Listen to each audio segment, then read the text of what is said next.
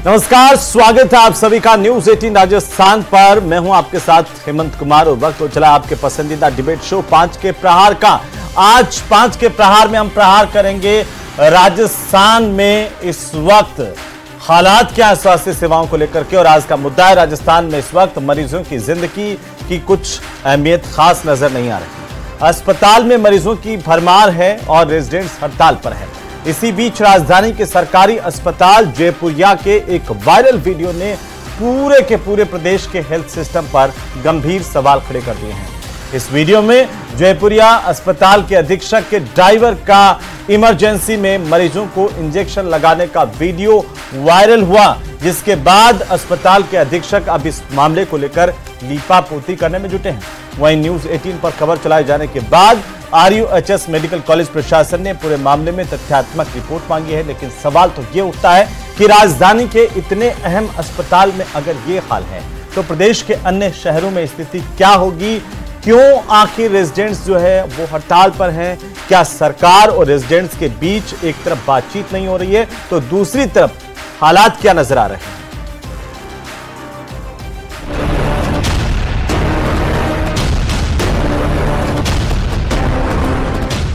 जयपुरिया अस्पताल में ड्राइवर बना डॉक्टर।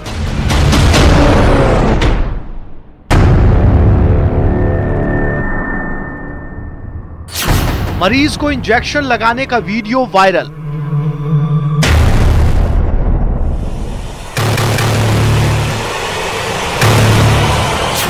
किसकी आड़ में हो रहा था जान से खिलवाड़?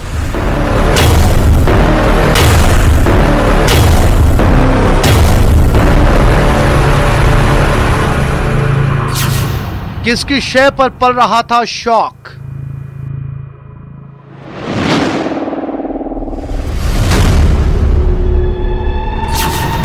अधीक्षक की शय, ड्राइवर की हिमाकत।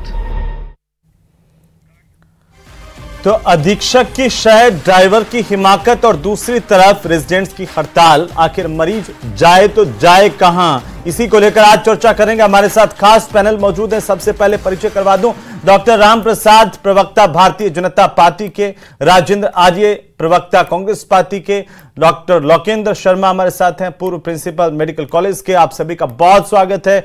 लोकेंद्र जी, सबसे पहले आप ही की टिप्पणी के साथ शुरुआत करेंगे कि प्रदेश की हेल्थ सिस्टम, प्रदेश की स्वास्थ्य सेवाएं, क्या यह कल्पना की जा सकती है कि एक तरफ तो डॉक्टर हड़ताल पर है, दूसरी तरफ ड्राइवर जो है वो मरीजों का इलाज करते नजर आ रहे हैं? ये कैसा सिस्टम है सर?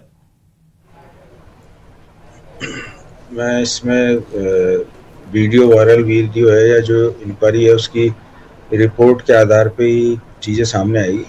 बाकी प्रॉपर ट्रेनिंग के बिना कोई भी इंजेक्शन लगा नहीं सकता। संभव नहीं है किसी की हिम्मत हो जाए कि उसको अगर ट्रेनिंग नहीं है तो इंजेक्शन लगा दे, ऐसा पॉसिबल नहीं है। अगर वो इंजेक्शन लगा रहा है तो इसका मतलब कहीं ना कुछ उसने ट्रेनिंग ली हुई है। और क्योंकि पूरी तो प्रॉपर ट्रेंड हैं लोग बाग, वो लोग भी उनकी हिम्मत नहीं होती जल्दी से वो इंजेक्शन लगा दे। इसलिए बाकी एज पर नॉर्म्स तो संभव नहीं है कि इस तरह की चीज़ कोई करे उसकी हिम्मत हो जाए। कोई नहीं कोई कुछ ना कुछ इसमें गलती तो ही प्रशासन की या जो भी कुछ इसमें है। अदरवाइज प्रॉपर ट्रेनिंग के बिना या जो प्रॉपर ट्रेंड आदमी है वो इंजेक्शन नहीं लगा सकता। क्या ये एक तरह का क्राइम नहीं है सर आपकी नज़र में कि कोई भी आदमी उठ करके चला आए और इमरजेंसी में इलाज करने लग जाए? वो ट्रेंड है या नहीं है वो तो बात की बात है, लेकिन पहले तो यह है कि वो उस पेशे से जुड़ा हुआ नहीं है। नहीं, ये तो जांच का विषय है कि उसने, क्योंकि आज के ज़माने में अगर कोई ड्राइवर का काम भी कर रहा है, कुछ भी कर रहा है, हो सकता है उसने कुछ ट्रेनिंग या कुछ ना कुछ क्वालिफिकेशन हो ऐसी उसकी।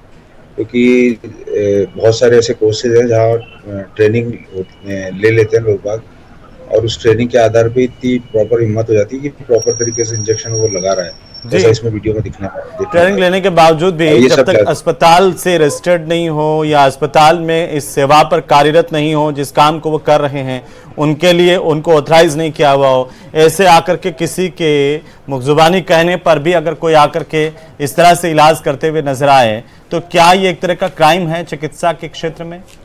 ये तो एक अपने आप में जांच का विषय है कि इस तरह से आके करना क्योंकि देखो इंजेक्शन लगाना एक ऐसे कई रूटीन सा प्रोसीजर है। कई बार मरीजों के अटेंडेंट को इनको ट्रेनिंग देनी पड़ती है, कई बार लोगों को 2-2, 3-3 बार इंजेक्शन लगाने होते हैं।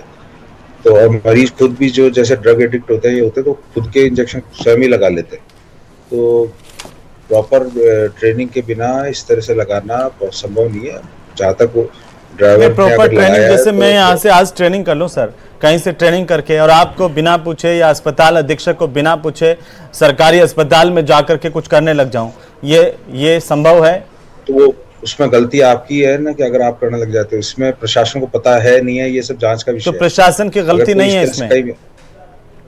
प्रशासन को तो जांच के बाद पता चलेगा कि प्रशासन ने इस तरह से कैसे संभव, किसने अलाउ किया सर? ये तो सबसे बड़ी बात है। जो जिम्मेदार है अस्पताल के प्रबंधन, जिनको इस बात की जिम्मेदारी है कि वो अस्पताल को ठीक ढंग से चलाएंगे, मरीजों का इलाज करेंगे, अगर कोई ऐसे आकर के इलाज करने लग जाए तो उनकी कोई जिम्मेदारी नहीं बनती? डेफिनेटली गलती तो है इसमें तो कोई बात नहीं है कि बाकी अपन ऐसे नहीं कह सकते कि इसको ट्रेनिंग नहीं है, या जिस तरह से उसने इंजेक्शन लगाया है तो उसमें दिख रहा है कि वो ट्रेंड तो है, ये तो दिख रहा है साहब। और ऐसा बहुत होता है कि जैसे पूर्व में हम कई अस्पतालों में काम करते हैं तो वहाँ प्रॉपर स्टाफ अगर की कमी होती है तो एक स्टाफ का दूसरा स्टाफ काम कर लेता है अगर वो ट्रेंड होता है तो। अब ये तो जांच का विषय है कि ऐसा क्यों, हाँ ऐसा कोई जांच का विषय, ऐसा कोई नियम नहीं है कि कोई अगर बाहर का आदमी चाहे वो ट्रेन भी हो लेकिन वो सरकारी सेवा में उस पद के लिए अनुमति उसको नहीं दी गई हो सरकारी तौर पर, वो आकर के काम करने लग जाए, ये कोई क्राइम नहीं है? नहीं, ये तो जांच के बाद ही पता चलेगा कि इसमें क्या ठीक है। राजेंद्र आर्य साहब, आप कैसे देख पा रहे हैं इसे हेल्थ सिस्टम को कि एक तरफ तो हमारे रेजिडेंट्स हड़ताल पर हैं, दूसरी तरफ अस्पताल की ऐसी तस्वीर जो सोचने को मजबूर कर देती है कि क्या इसी दिन के लिए हमने कल्पना की थी कि हमारी स्वास्थ्य सेवाएं बेहतर हो जाएंगी? देखिए हेमंत जी, जहाँ तक राजस्थान की चिकित्सा व्यवस्थाओं की बात है तो जब से ये सरकार बनी है तब से लगातार मतलब चाहे अस्पतालों में बदइंतजामियों की बात हो, चाहे अस्पतालों के अंदर मतलब लापरवाही से मरीजों की मौत की बात हो, चाहे गलत खून चढ़ा देने की बात हो, और अभी तो कुछ दिन पहले हमने सुना कि एक डॉक्टर की डेथ हो गई डेंगू से और एक एसडीएम की डेथ हो गई। इतने बड़े अधिकारियों को भी अगर समय पर इलाज नहीं मिल रहा है तो एक आम आदमी की तो देख सकते हैं। सवाल यह है कि सरकार का कोई विजन नहीं है। अगर रेजिडेंट हड़ताल पे उनकी जो भी मांगे हैं उन मांगों के साथ में बात करनी चाहिए सरकार को। अभी सुनने में आया कि 4-5 दिन पहले चिकित्सा मंत्री जी ने बात की थी, लेकिन अधिकांश जो मांगे हैं रेजिडेंट्स की वो मांगे मतलब गृह विभाग और वित्त मंत्रालय के तहत आती है। तो गृह मंत्रालय माननीय मुख्यमंत्री जी के पास है और वित्त मंत्रालय जो माननीय उप मुख्यमंत्री जी के पास है जो कि विदेश दौरे से लौटे हैं। अब सवाल ये है कि इनके पास में प्रदेश के लिए समय है क्या? आज प्रदेश के अंदर चाहे डेंगू की बात हो, चाहे चिकनगुनिया की बात हो, चाहे टाइफस की बात हो, चाहे डिप्थीरिया की बात हो, लगातार रोगी बढ़ रहे हैं। ये डबल इंजन की सरकार हर मोर्चे पे फेल है और खासकर चिकित्सा सेवाओं के अंदर जब ये सरकार बनी तब से लगातार चाहे यूनिवर्सल हेल्थ कवरेज के अंदर जो तमाम हमारा बीमा इंश्योरेंस था, चिरंजीवी स्वास्थ्य बीमा योजना थी, वो योजनाओं को बंद करने की बात हो, चाहे दवाओं को महंगी करने की बात हो, अस्पतालों में जिस तरीके का बद इंतजामिया, खासकर राजधानी जो कि प्रदेश का सबसे बड़ा अस्पताल है और देश के अंदर भी नामी अस्पतालों में गिना जाता है, वहां पे आवारा पशु विचरण करते हैं, कुत्ते मतलब मरीजों के कटे हुए अंग मतलब मुंह में चबाए हुए घूमते हैं। तो ये सरकार कर क्या रही है? आज अगर एक ड्राइवर मतलब इमरजेंसी के अंदर जाके मरीजों को इंजेक्शन लगा रहा है तो इसके लिए कौन जिम्मेदार है? अधीक्षक को जिम्मेदार ठहराया जाना चाहिए। अभी तक अधीक्षक पे कार्रवाई क्यों नहीं की मतलब चिकित्सा मंत्री ने? तो ये बहुत गंभीर मसला है। आप एक बहुत जिम्मेदारी के साथ ये उठा रहे हैं क्योंकि 7.5 करोड़ प्रदेशवासी और खासकर आगे मतलब हमारा त्योहार का सीजन है। त्योहार के सीजन के अगर अस्पतालों में यह हालत है, लोगों के घरों में मरीज है या अस्पताल में मरीज लेके आए, परिजन परेशान, जान का जोखिम, तो ये एक बड़ी बात है। मुख्यमंत्री कुछ बोल नहीं रहे और इधर उधर घूम रहे हैं, सारे वो लेके आ रहे हैं। अरे भाई, राजस्थान प्रदेश की जो इमेज विदेश में या देश में या दुनिया में, इंटरनेट का जमाना है, हर चीज वहां पे विदेशों में भी देखी जाती है। अगर उनको ये लगेगा कि चिकित्सा व्यवस्था राजधानी जैसी जगह पे इतनी चरमराई हुई है तो कौन आके यहां पे निवेश करेगा? ये बहुत गंभीर मसला है। क्योंकि और रेजिडेंट्स को भी मैं आपके चैनल के माध्यम से अपील करना चाहता हूं कि उनकी मांगे निश्चित रूप से जायज है और आपको पता है 11 महीने के अंदर जब से ये सरकार बनी है 5 बार रेजिडेंट हड़ताल पे जा चुके, तो आप समझ सकते हैं कि सरकार कोई बात नहीं कर रही है, सरकार का कोई विजन नहीं है, सरकार का कोई मिशन नहीं है। वो अपने मतलब चिकित्सा कर्मियों के साथ, जो कि हमारे खुद के परिवार के लोग हैं, उनके साथ वार्ता करे। और आपके चैनल के माध्यम से मैं अपील करना चाहता हूं रेजिडेंट डॉक्टर्स के भी कि भाई वो पूरा प्रदेश के हित में या जो मरीजों के हित में ले फैसला, लेकिन सरकार अपनी हठधर्मिता छोड़े, उनके साथ वार्ता करे, उनके तमाम जो जायज मांगे उन मांगों को पूरा करें।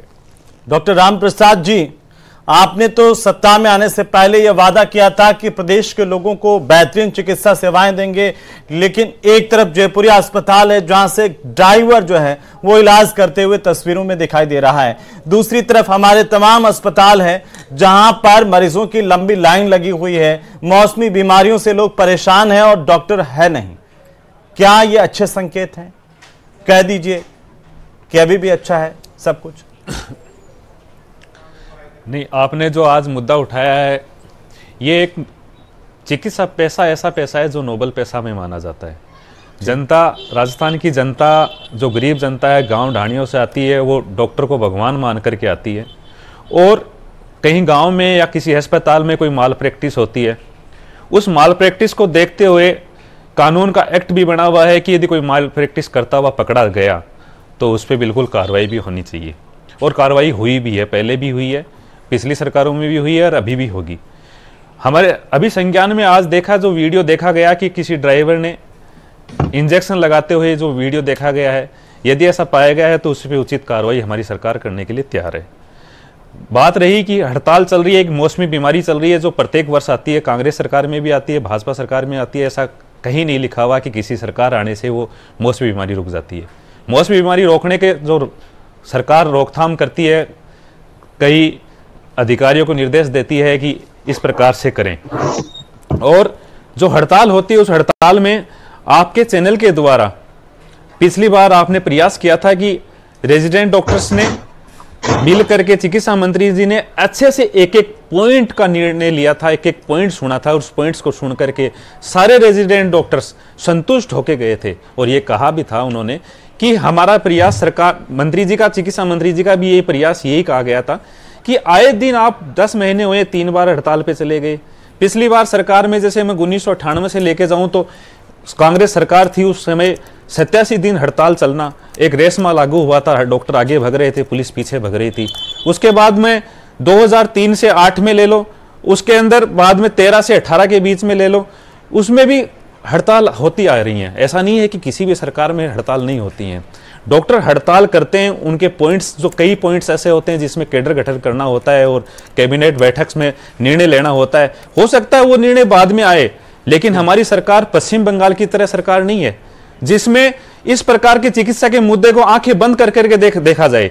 हड़ताल होने पे ही चिकित्सा मंत्री जी ने, गजेंद्र खींवसर साहब ने बिल्कुल इन डॉक्टरों से जुड़े हुए थे, सारे अधिकारियों को निर्देश दे दिए थे कि डॉक्टर है वो हमारा एक अभिन्न अंग है, हमारा परिवार है। रेजिडेंट डॉक्टर जैसे सेवा करते हैं, उनका सुरक्षा का मुद्दा का जैसे मुद्दा चिकित्सा मंत्री जी ने जैसे ही सुना और भजन लाल जी ने जैसे ही सुना तो उन्होंने तुरंत 21 अगस्त 2024 को एक निर्णय दिया, आदेश दिया कि निर्णय भी लिया गया सारे डिपार्टमेंट्स को, गृह विभाग को, अपने स्वायत्त शासन विभाग, यूडीएस सेक्रेटरी को, शासन सचिव को, और तीन जगह अपने government of India, central government को यह निर्णय दिया कि आप सुरक्षा, डॉक्टर यदि ड्यूटी करता है, उस समय किसी अव्यवहार होता है, अचानक से डॉक्टर मरीज देखता है और उस समय कोई ड्यूटी डॉक्टर करते हुए उसके ऊपर हमला होता है, तो ये अपनी सरकार के लिए अच्छा नहीं है।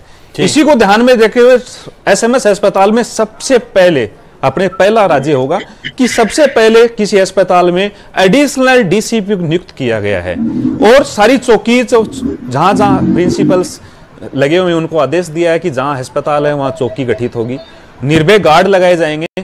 कोई महिला यदि ड्यूटी डॉक्टर, कोई रेजिडेंट डॉक्टर, महिला डॉक्टर प्रैक्टिस कर रही है, डॉक्टरी कर रही है, नाइट में देखती है, दिन में देखती है, वहां पे कहीं अंधेरा है, इलीगल एक्टिविटीज होती है, उन इलीगल एक्टिविटीज को कैसा रोका जाए।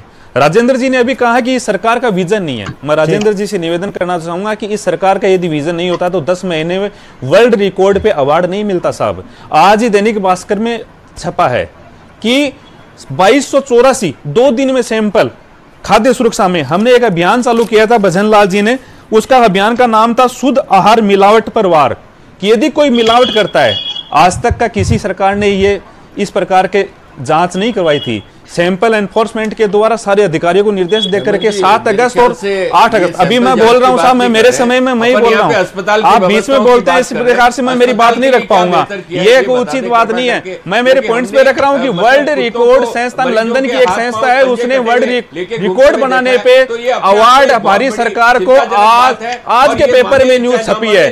इस प्रकार से ये आप बात करते हो कि सरकार वर्ल्ड रिकॉर्ड वाले ये खबर देख लेते तो क्या होता? राजस्थान का मतलब है कि वो अगर जयपुरिया अस्पताल के हालात देख लेते तो क्या होता? अंदर भी विकास होगा, वो वापस ले जाएंगे। अस्पताल में एक MRI लगी है और 10,000 की 10,000 की OPD आ रही है, उस OPD में मरीज लाइन में नहीं लगे, वहाँ पे अदर एक एक करके अच्छी एक्टिविटी राजस्थान के आप ऐसे बीच में बोलते हैं, बीच में मैं मेरी बात मैं क्या कह रहा हूँ, राजस्थान में सबसे ज्यादा सरकार की बढ़ेगी, इनकी सरकार साढ़े 4 साल तक होटलों में घूम रही द्वारा किट दिया जाए ना, नहीं दिख रहा था रीजन क्या होता है। चिकनगुनिया ये तो राजनीतिक बयानबाजी का अलग बात है राजेंद्र लाल साहब, इसके आधार पर तो हम इसके आधार पर तो हम नहीं सरकार का आपके शासन में चिकित्सा मंत्री ने क्या कहा था? व्यवस्थाएं तो सुधारने से सुधरेंगी सर, एक दूसरे पे आरोप प्रत्यारोप। मैं क्या कह रहा हूं, व्यवस्था सुधारने की बात करें ना। आज देखो ये कहते हैं साहब डबल इंजन की सरकार होनी चाहिए, केंद्र में इनकी सरकार है, लेकिन डेंगू का तरीके में राजस्थान 9वें नंबर पे क्यों, जबकि सबसे ज्यादा डेंगू के मामले राजस्थान के अंदर बढ़े। पिछले महीने के अंदर 2,500 से ज्यादा मामले आए डेंगू के, लेकिन किट देने के अंदर राजस्थान को 9वें नंबर पे क्यों रखा? बताइए, आप बताइए डबल इंजन की सरकार की क्या जिम्मेदारी है? मैं कहता हूँ डबल इंजन की सरकार पूरी तरीके से हर मोर्चे में विफल है। 24 घंटे रास्ते खुले हैं, स्वास्थ्य अभी भी हड़ताल है, हड़ताल होते हुए दे सकती है, ना दवाएं दे सकती है, दवाएं महंगी क्योंकि राम प्रसाद जी, किसी को कुछ समझ में नहीं आएगा अगर आपस में एक दूसरे से इस तरह से लड़ते रहेंगे तो। सीधा सवाल है सर, क्या ये हमारी चिकित्सा व्यवस्थाओं पर सबसे बड़ा सवाल खड़ा नहीं होता कि ड्राइवर को आपने अनुमति दे दी कि वो इलाज कर रहा है, उसकी तस्वीरें वायरल हो रही है और अधीक्षक कह रहे हैं कि जांच करवा रहे हैं, सरकार क्या कर रही है सर? अनुमति नहीं दी है सर, ये इसको अनुमति नहीं कर सकते, ये माल प्रैक्टिस के अंदर एक्ट के अंदर आता है। यदि राजस्थान स्टेट के अंदर कोई भी माल प्रैक्टिस करता पकड़ा गया है तो उस पर उचित कार्रवाई एक्ट बना हुआ है, उस पर कानून लगा हुआ है, उस पर कार्रवाई होगी। अभी मैं आपको उदाहरण देता हूं, जनाना अस्पताल में किसी डॉक्टर के ऊपर किसी कांग्रेसी पार्षद ने अव्यवहार किया था, उसको जेल की कार्रवाई भी अपनी हमारी सरकार ने करवाई है।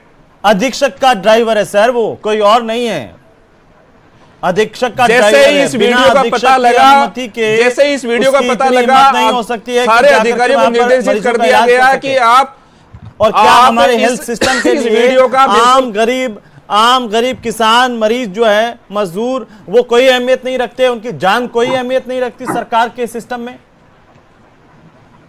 देखो मैं आपको पहले भी यही बताया था कि एक नोबल पेशा है सर, ये चिकित्सा पेशा। जब मरीज घर से गांव से ढुआनी से चल के आता है, अस्पताल में आता है, तो वो ये नहीं देखता है कि डॉक्टर रेजिडेंट देख रहा है या डॉक्टर कौन सा देख रहा है, वहां ड्राइवर इलाज कर रहा है या कौन इलाज कर रहा है। वो एक भगवान मान करके आता है कि हाँ मैं मेरे भगवान के पास इलाज करता हूं। डॉक्टर भी यही मानते हैं कि मैं मेरे भगवान का इलाज कर रहा हूं। लेकिन किसी कारणवश से कोई माल प्रैक्टिस यदि करता है और माल प्रैक्टिस करता हुआ पकड़ा गया तो उस पे सरकार का काम होता है कि उसको उचित कार्रवाई करी जाए और उचित कार्रवाई बिल्कुल करेंगे। अगर सरकारी अस्पताल तक आता है तो वो नहीं देखता कि उसका इलाज जो है वो ड्राइवर कर रहा है या डॉक्टर कर रहा है। कमाल की बात है सर, आप किसी अस्पताल में इलाज करवाने जाते हैं, प्राइवेट अस्पताल में, आपको पता चले कि आपका इलाज करने वाला जो है वो कोई मजदूर है या फिर ड्राइवर है जो इस पेशे से नहीं जुड़ा हुआ है, आप पर क्या बीतेगी सर? और आपकी जान की कीमत क्या सिर्फ इतनी सी है कि आपका ये कह देना हम सबकी जिम्मेदारी नहीं है? बिल्कुल, मैं आपको पहले भी इस प्रकार की घटना काफी बार आई है, पिछली सरकार में भी आई थी, लेकिन मैं आपको बताना चाहूंगा हमारे संज्ञान में ये जैसा ही मामला आया इस बात को देख करके कि इसे वीडियो को देख करके कि सारे अधिकारियों को निर्देश दे दिया गया, एक कमेटी गठित करी है। उस कमेटी में ये पाया गया कि यदि ये वीडियो बिल्कुल सही है तो बिल्कुल कानून के एक्ट के अकॉर्डिंग, जो चिकित्सा में एक्ट है बना हुआ है उसके अकॉर्डिंग हम इसको सजा देंगे, पक्का सजा देंगे कि इस प्रकार की माल प्रैक्टिस कोई व्यक्ति करने का अधिकार नहीं है। यदि किसी मरीज का इलाज करते हैं तो उसमें कोई डिग्री लिया हुआ कोई नर्सिंग स्टाफ है वही इंजेक्शन लगा सकता है, ये तो कह रहे कोई हैं कि डॉक्टर है वो डिग्री लेकर के ही उसको दवाई लिख सकता है ना। बिल्कुल। देखिए सर, कार्रवाई अब तक तो हुई नहीं, आपने इतना मतलब सबूत के साथ वीडियो दिखा दिया, उसके अंदर ड्राइवर दिख रहा है, ड्राइवर की ड्यूटी करता हुआ भी दिख रहा है और अस्पताल में इंजेक्शन लगाता हुआ भी दिख रहा है। मैं कहता हूं अधीक्षक के और ड्राइवर के ऊपर अब तक कार्रवाई क्यों नहीं हुई? क्यों चिकित्सा मंत्री मौन बैठे हैं? आज आप किसको बचाना चाहते हैं? मैं लगातार ये बात कह रहा हूं कि आपके दोहरे रवैये की बात सुनिए। आप वहां पे रेजिडेंट की हड़ताल चलती है बंगाल के अंदर, तो आप उसका समर्थन करते हैं और यहां पे आप रेजिडेंट की हड़ताल का दमन करना चाहते हैं। ये दोहरा रवैया कैसे चलेगा भाई? आप बताइए ना। आप पूरी तरीके से उनको कह रहे हैं कि आपको परिणाम भुगतने पड़ेंगे। आप बोल रहे हो, आप डॉक्टर्स को कह रहे हो कि परिणाम भुगतने पड़ेंगे। अरे परिणाम तो आपको भुगतने पड़ेंगे। चिकित्सा मंत्री ने एक पॉइंट सुना है, आप क्या बात करते हो? जनता जिस तरीके से उनको आपने क्या मुख्यमंत्री को ये पता नहीं होता कोई भी आके हमको इंजेक्शन लगा देगा। कुर्सी की लड़ाई में दोनों मुख्यमंत्री लड़ रहे थे। हम में अगर इतना 10 महीने में ऐसा नहीं किया, 10 महीने में इतिहास दिखाया है पूरे हिंदुस्तान के अंदर पहले स्थान पे आया है। कितने गरीब लोग, कितने मरीज जो है वो इस इंतजार में हैं कि उनका इलाज हो पाए और उसके ऊपर अगर कोई सर उनको दवाइयां नहीं मिल रही ओपीडी के अंदर आपकी सरकारी हो रहा है 8 कम से कम 4-5 मांगे तो माने ना। ठीक है, उनके साथ आखिरी टिप्पणी में चाहता हूं कि इस सिस्टम को हम कैसे सुधार पाएं जिसमें सुरक्षा के समाधान किया गया। सरकार हम लोग समाधान चाहते हैं, आप वार्ता नहीं करते। नीति को हमने देख लिया। लोकेंद्र शर्मा जी, आप तो पूर्व प्रिंसिपल रहे मेडिकल कॉलेज के जी, क्या सुझाव है आपके इस व्यवस्था को सुधारने के? देखो, इस तरह की जो वीडियो और इस तरह की जो चीजें सामने आती है वो आपस में जो कंट्रोवर्सी होती है स्टाफ के बीच में और एक दूसरे पे आरोप प्रत्यारोप लगाने की वजह से आती हैं। और रही बात ये कि ड्राइवर इस तरह से इंजेक्शन जिस तरह से लगा रहा है, ये इसका मतलब ये डेफिनेटली वो ट्रेंड है और उसने बिना ट्रेनिंग के और इस तरह की इंजेक्शन लगाने की हिम्मत किसी की हो नहीं सकती और ना कोई लगा सकता, क्योंकि जो ट्रेंड होते हैं ना, इवन डॉक्टर हो चाहे नर्सिंग स्टाफ हो, अगर उसको इंजेक्शन लगाना बहुत अच्छे हैं जिनको आता नहीं, झोला छाप भी जो है वो भी सही है फिर अपनी जगह, उन पर सरकार क्यों कार्रवाई करे? वो तो ट्रेंड तो है ही है, उनके पास डिग्री नहीं है। आप जिनको झोला छाप कहते हैं उनके ऊपर सीएमएचओ जो कार्रवाई करते हैं फिर वो, और लोकेंद्र शर्मा साहब आप लगवा लेंगे ऐसा इंजेक्शन जो ट्रेंड है देख करके? नहीं, इंजेक्शन तो इस तरह की जो वीडियो बनाया और इस तरह की जो कार्रवाई, डेफिनेटली जांच के बाद इन पे कार्रवाई तो होगी, इसमें तो कोई बात ही नहीं। और रही बात ये कि इस तरह की हिम्मत यहाँ तक पहुंच के अगर कोई इंजेक्शन लगा रहा है तो उसके पीछे जांच का विषय है कि भाई बिल्कुल सर, जांच का भी इंतजार रहेगा। बहुत शुक्रिया हमारे साथ शामिल होने के लिए चर्चा में आप सभी मेहमानों का। कुल मिलाकर के प्रदेश की चिकित्सा सेवाओं की ये तस्वीर ठीक तो नहीं है, लेकिन उम्मीद की जानी चाहिए कि सरकार व्यवस्थाओं को जल्द सुधारेंगी और जिम्मेदारों पर कार्रवाई भी होगी।